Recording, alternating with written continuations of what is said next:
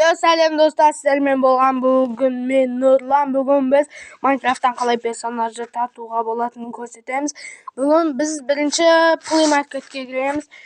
Үстіп скин на Майнкрафт деп жазамыз. Міне бірінші осыны шығады. Мир скинов деп шығады. Осыны тартқан соң біз міне осы скинов осыған кіреміз.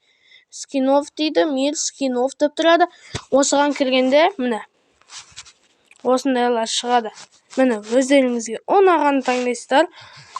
Міне өздеріңізге қалаған таңдайсыздар ғой.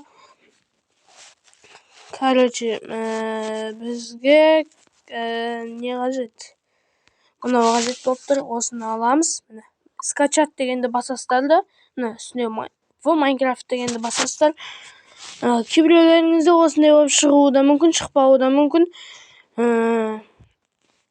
Осыны айналғанын күткенде X-ті басамыз. В Майнкрафт дегенді басамыз.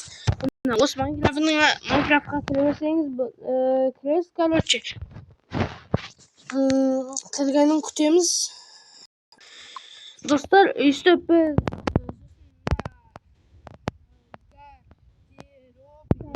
дегенді басамыз. Сосын барып, бізде екі өрмекші болып тұр. Өткенімізді алдында өрмекшіні таңдағанбыз.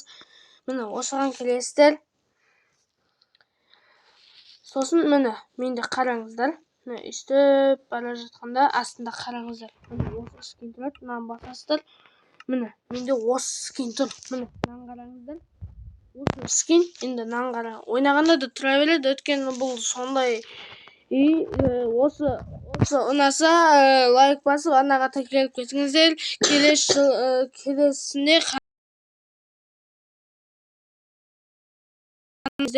сау болыңыздар, достар.